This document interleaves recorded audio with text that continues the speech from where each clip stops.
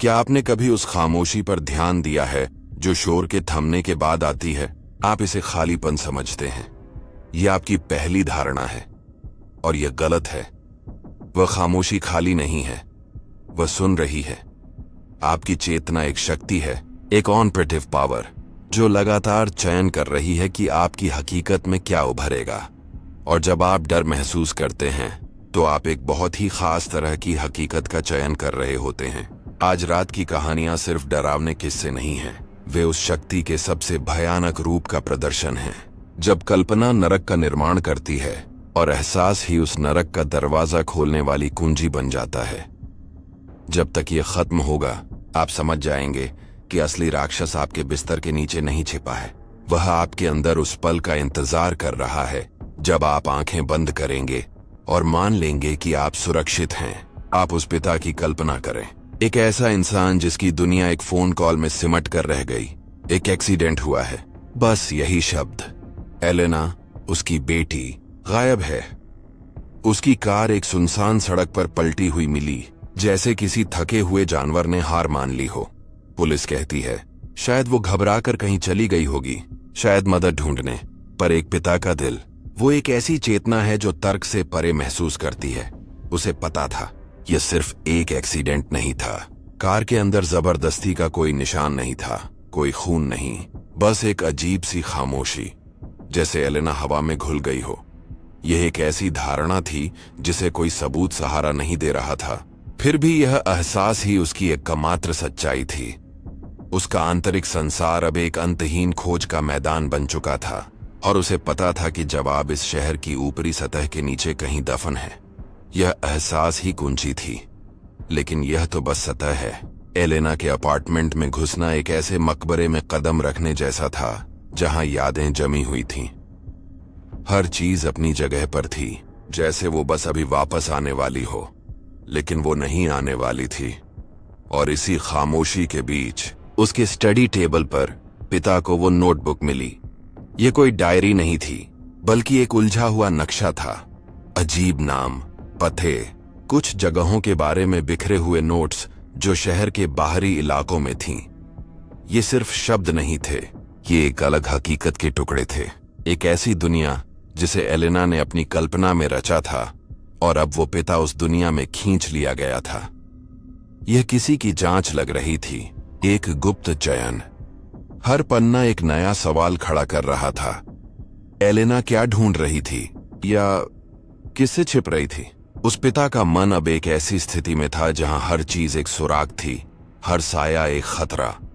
अब और गहराई में उतरते हैं। नोटबुक में लिखा एक पता उसे एक्सीडेंट वाली जगह के पास एक पुराने वीरान घर तक ले गया। हवा में सड़न और रहस्यों की गंध थी। घर सालों से बंद था, लेकिन सामने के दरवाजे पर एक ताजा खरोंच थी।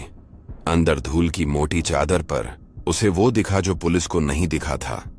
घसीटने के हल्के निशान जो एक टूटी हुई कुर्सी के पास आकर खत्म हो गए थे। यह सूक्ष्म था, लगभग ना के बराबर, लेकिन यह वहां था। यह एक सबूत था, एक ऑपरेटिव पावर जो उसके शक को यकीन में बदल रही थी। घर के पीछे एक छोटा शेड था जिसका दरवाजा थोड़ा सा खुला था। अंदर की गंध असहनीय थी, डर की गंध। उसे कुछ ठोस नहीं मिला, लेकिन उस जगह की मौजूदगी ही एक चीख थी, एक अनकही कहानी। वो पहले से ही जानता था कि वो सही रास्ते पर है, और यहीं सब कुछ बदल जाता है। जब वो एलेना के सामान को फिर से खंगाल रहा था तो उसे नोटबुक के आखिरी पन्ने में चिपका हुआ कुछ महसूस हुआ। एक छोटी ठंडी चाबी, बस स्टेशन के लॉकर की चाबी। उसका दिल धड़क उठा। यह एक ऐसा पल था जहां उम्मीद और खौफ एक साथ मिल गए। लॉकर के अंदर एक लिफाफा था और उस लिफाफे में तस्वीरें और कुछ दस्तावेज थे। तस्वीरें एलेना ने खुद खींची थीं, उसी पुराने घर के पास रहने वाले एक आदमी की तस्वीरें। आदमी उसे घूर रहा था हर तस्वीर में। एलेना किसी गुमशुदगी का शिकार नहीं हुई थी, वो शिकार कर रही थी। वह उस आदमी की जांच कर रही थी, उसके रहस्यों की तह तक जाने की कोशिश कर रही थी। यह एहसास कि उसकी बेटी एक अनजान खतरे के कितने करीब थी, पिता के अंदर एक बर्फीला डर घोल गया। अब आप उस सच्चाई का सामना करें जो कोई नहीं देख सकता, सबूतों के साथ वो उस आदमी के पास गया। वह आदमी अपने पोर्च में ऐसे बैठा था जैसे दुनिया में सब कुछ सामान्य हो। उसने शांति से एलेना को देखने की बात कबूल की, लेकिन उसकी कहानी में एक मासूमियत का नकाब था। मैं बस यह सुनिश्चित कर रहा था कि वह ठीक है, उसने कहा। उसकी आंखों में कोई पछतावा नहीं था, कोई डर नहीं। पुलिस को बुलाया गया, लेकिन उस आदमी को एलेना के गायब होने से जोड़ने के लिए कोई ठोस सबूत नहीं था। तस्वीरें, वो तो बस एक तरफा लगाव भी हो सकता है। घर के निशान कोई भी बना सकता है। कानून की नजर में वो आदमी निर्दोष था। केस खुला रहा, एक ठंडी अनसुलझी फाइल में दबकर। और पिता, वो आज भी जवाब ढूंढ रहा है, एक ऐसे शहर में जो अपने रहस्यों को बहुत अच्छी तरह से छिपाना जानता है। वह अब भी उस एहसास के साथ जी रहा है जो एकमात्र कुंजी है, लेकिन कोई ताला नहीं खोलती। अब आप एक पुलिस अधिकारी बने, एक ऐसा इंसान जो हर दिन दुनिया के उस हिस्से को देखता है जिसे बाकी लोग अनदेखा करना पसंद करते हैं। एक रात एक कॉल आती है, एक पुराने जर्जर हो चुके घर से अजीब आवाजें आने की शिकायत। पड़ोसियों का कहना है कि वो घर दशकों से खाली है। आप वहां पहुंचते हैं। हवा में सड़ांध और अकेलेपन की मोटी परत है। आप टॉर्च की रोशनी में घर की तलाशी लेते हैं। टूटे हुए फर्नीचर, दीवारों से उखड़ते प्लास्टर और एक अजीब, लगभग अनसुनी सी फुसफुसाहट जो फर्श के नीचे से आ रही है। यह एक ऐसी धारणा है जो आपके रोंगटे खड़े कर देती है। आपका अनुभव, आपकी चेतना आपको बता रही है कि यहां कुछ बहुत गलत है। आप उस घर में अकेले नहीं हैं। ये सिर्फ एक खाली मकान नहीं है, ये एक राज है और आप उसके दरवाजे पर खड़े हैं। लेकिन यह तो बस सतह है। आप उस आवाज का पीछा करते हुए बेसमेंट के एक छिपे हुए दरवाजे तक पहुंचते हैं। उस पर एक भारी ताला लगा है जिसे आप तोड़ देते हैं। जैसे ही दरवाजा खुलता है, एक असहनीय बदबू का झोंका आप पर हमला करता है। अंधेरे में आपकी टॉर्च की रोशनी 3 चेहरों पर पड़ती है। एक जवान औरत जिसकी आंखें सालों से सूरज की रोशनी के लिए तरस रही हैं, और उसके साथ लिपटे 2 छोटे बच्चे। वो औरत वही लड़की है जो लगभग 1 दशक पहले शहर से गायब हो गई थी। तब वह एक किशोरी थी। अब उसकी आत्मा पर कैद की अनगिनत परतें चढ़ चुकी हैं। उसका पूरा अस्तित्व एक नई, भयानक स्थिति में बदल गया है। बच्चे, वे इसी अंधेरे की पैदाइश हैं, इस कैद का जीता जागता सबूत। उस पल में आपका आंतरिक संसार हिल जाता है। यह बुराई का वो रूप है जिसके लिए कोई ट्रेनिंग आपको तैयार नहीं कर सकती। अब और गहराई में उतरते हैं। वह औरत बोल नहीं पाती, बस कांपती है। उसकी आंखों में 1 दशक का दर्द जमा है। बच्चे आपको ऐसे देखते हैं जैसे उन्होंने पहले कभी किसी अजनबी को न देखा हो। यह एक ऐसी हकीकत है जिसे आपकी कल्पना भी कभी छू नहीं सकती थी। आपने कई अपराध देखे हैं, लेकिन यह अलग था। यह समय की चोरी थी, आत्मा की हत्या थी। उस औरत को उसकी मर्जी के खिलाफ एक ऐसे जीवन का चयन करने पर मजबूर किया गया था जो किसी नरक से कम नहीं था। आप समझते हैं कि यह सिर्फ एक अपहरण नहीं था, यह एक इंसान की पूरी चेतना को मिटाकर उसे एक वस्तु में बदलने की कोशिश थी। उस बेसमेंट की हर दीवार पर अनकही चीखें गूंज रही थीं, और आपको महसूस हो रहा था कि यह एहसास ही असली कुंजी है, उस दरिंदगी को समझने की जो इंसान के अंदर छिपी हो सकती है। और यहीं सब कुछ बदल जाता है। आप रेडियो पर मदद के लिए बुलाते हैं, लेकिन जानते हैं कि असली खतरा अभी बाकी है। वहशी, जो भी ये है, वापस आएगा। आप अपनी बंदूक निकालते हैं और इंतजार करते हैं। उस इंतजार का हर पल एक सदी जैसा है। और फिर दरवाजा खुलता है।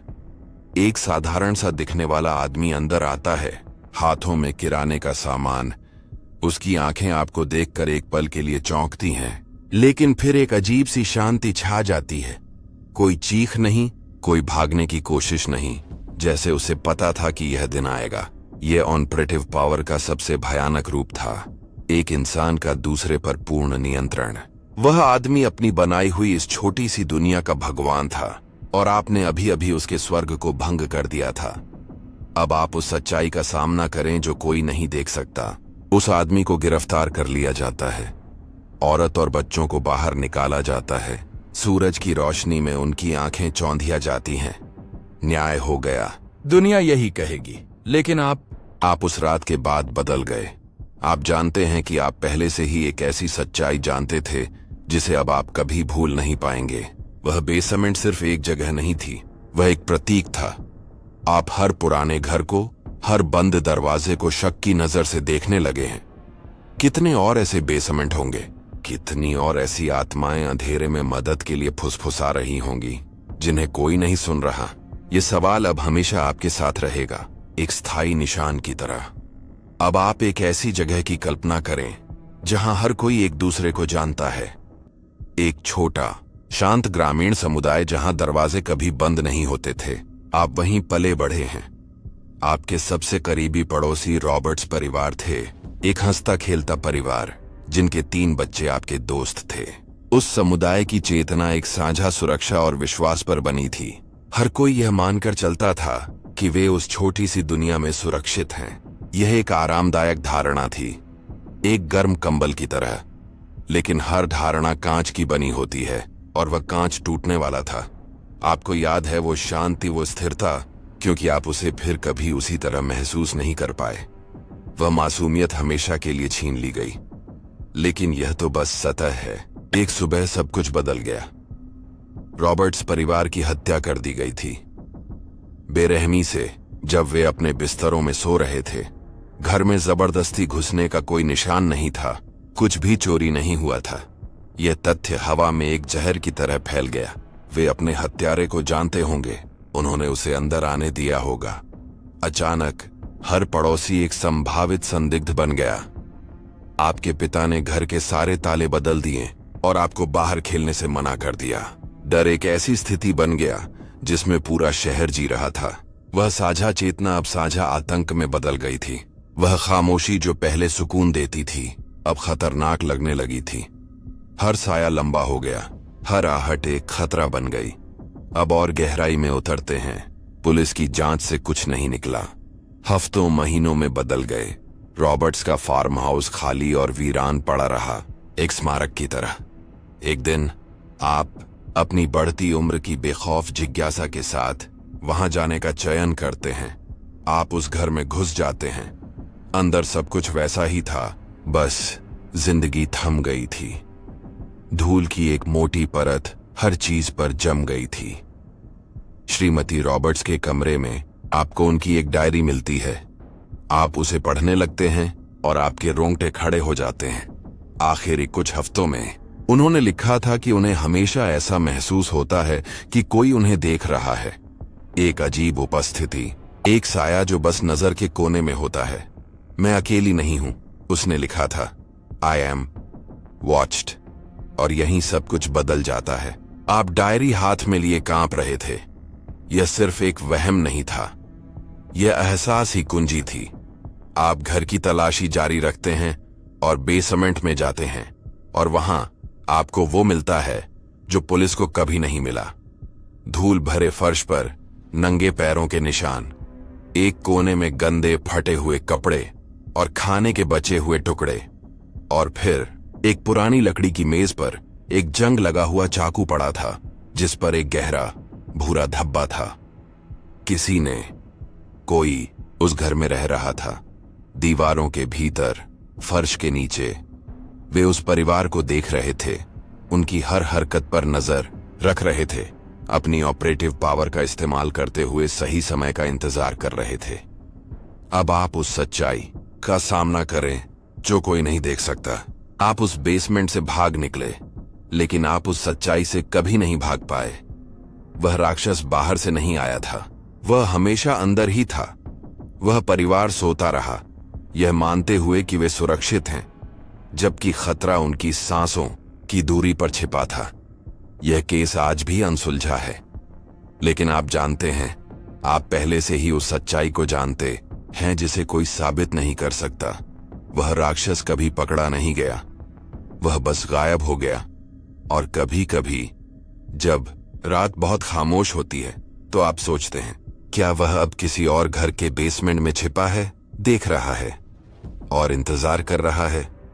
अब आप एक युद्ध रिपोर्टर हैं। आपने अपनी आंखों से सभ्यताओं को ढाते हुए देखा है। आपकी चेतना क्रूरता की तस्वीरों से भरी हुई है, एक ऐसा कवच जिसे आपने अपनी आत्मा के चारों ओर बना लिया है। मौत और विनाश आपके लिए सिर्फ एक कहानी है, एक फ्रेम जिसे आप अपने कैमरे में कैद करते हैं। यह आपकी धारणा है, आप अछूत हैं, एक पर्यवेक्षक, कहानी का हिस्सा नहीं। आप मानते हैं कि आप बस वहां घटनाओं को रिकॉर्ड करने के लिए हैं, उन्हें महसूस करने के लिए नहीं। उस रात जब आप एक तबाह हो चुके शहर की सड़कों पर थे, तो यह धारणा एक विस्फोट की गगनभेदी आवाज में बिखर गई। अंधेरा छा गया। आप अब कहानी सुनाने वाले नहीं थे, आप कहानी बन गए थे। लेकिन यह तो बस सतह है। आपकी आंखें खुलती हैं, लेकिन आप किसी अस्पताल में नहीं हैं। ये एक मेकशिफ्ट शेल्टर है, शायद एक पुराना स्कूल जहां जिंदगी और मौत के बीच की रेखा धुंधली हो चुकी है। हवा में खून, पसीने और निराशा की गंध है। आपके चारों ओर कराहते हुए शरीर पड़े हैं, हर एक अपनी निजी पीड़ा की स्थिति में फंसा हुआ है। आपका पेशेवर कवच टूट चुका है, आपका कैमरा कहीं खो गया है। उसके बिना आप नंगे हैं, बस एक और घायल शरीर। आपका आंतरिक संसार अब अराजकता का एक बवंडर है। यह वो हकीकत है जिसे कोई लेंस फिल्टर नहीं कर सकता। यह वो सच्चाई है जिसे आप हमेशा दूसरों को दिखाते थे, लेकिन कभी खुद महसूस नहीं करना चाहते थे। अब और गहराई में उतरते हैं, आप अपने बगल में पड़े एक युवा सैनिक को देखते हैं जिसकी आंखें खुली हैं लेकिन खाली हैं। दूसरी तरफ एक मां अपने बच्चे के बेजान शरीर से लिपटकर चुपचाप रो रही है। यहां कोई नाटकीयता नहीं है, बस एक खामोश, कुचल देने वाला दुख है। आप जीवित हैं, लेकिन इस यादृच्छिक चयन का कोई मतलब नहीं है। आप क्यों बच गए जब इतने सारे लोग मर गए? यह एहसास ही कुंजी है। जीवित रहने का अपराध बोध, एक ऐसा बोझ जिसे कोई दवा कम नहीं कर सकती। आपकी कल्पना आपको यहां से बाहर नहीं निकाल सकती, क्योंकि यह जगह अब आपकी कल्पना का हिस्सा बन चुकी है, आपकी चेतना में हमेशा के लिए अंकित हो चुकी है। और यहीं सब कुछ बदल जाता है। बाहर बारिश शुरू हो जाती है, इसकी बूंदें टूटी हुई छत से टपकती हैं, फर्श पर पड़े खून के साथ मिलकर एक अजीब गहरा लाल रंग बनाती हैं। बारिश की आवाज दूर हो रहे धमाकों और अंदर की कराहों के साथ मिल जाती है, जो इस नरक का संगीत बन जाती है। उस पल में आप एक भयानक बोध से भर जाते हैं। I am this place. मैं यह दर्द हूं, मैं यह निराशा हूं। युद्ध अब बाहर नहीं है, यह आपके अंदर है, आपकी रगों में दौड़ रहा है। यह ऑपरेटिव पावर का सबसे क्रूर रूप है, जहां आपकी वास्तविकता को आपकी मर्जी के बिना पूरी तरह से बदल दिया जाता है। अब आप उस सच्चाई का सामना करें जो कोई नहीं देख सकता। आप उस रात से बच गए, आपको बचा लिया गया और घर ले जाया गया, लेकिन आप कभी वापस नहीं लौटे। वह रिपोर्टर मर चुका है, उसकी जगह एक गवाह ने ले ली है, एक ऐसा इंसान जो उन आत्माओं का बोझ ढोता है जिन्हें उसने पीछे छोड़ दिया था। आप पहले से ही वह व्यक्ति हैं जो आप बनने वाले थे, एक भूत जो दूसरे भूतों की कहानियों से प्रेतवाधित है। आपके घाव भर जाएंगे, लेकिन आप हमेशा उस मेकशिफ्ट अस्पताल की बारिश को सुनेंगे। और आपने कसम खाई है कि आप उनकी कहानियों को बताएंगे, उन सभी की जिन्हें युद्ध ने खामोश कर दिया। यह अब आपका काम नहीं है, यह आपकी सजा है और आपका एकमात्र मोक्ष है। ये कहानियां खत्म हो गईं, लेकिन अब आपका नजरिया बदल चुका है। आपने सिर्फ अंधेरे को नहीं देखा, आपने उसे महसूस करने की इजाजत दे दी है। यह एहसास अब आपका है। तो जब आप इस वीडियो को बंद करेंगे और खामोशी लौटेगी, तो आपको कैसे पता चलेगा कि वह खामोशी अकेली है? आपका डर एक निमंत्रण है, और कुछ चीजें हमेशा जवाब देती हैं। नीचे कमेंट्स में बताएं, आपके घर की कौन सी आवाज अब आपको सिर्फ एक आवाज नहीं लगती? सब्सक्राइब करें, क्योंकि अगली बार हम सिर्फ दरवाजे पर दस्तक नहीं देंगे, हम उसे खोल देंगे।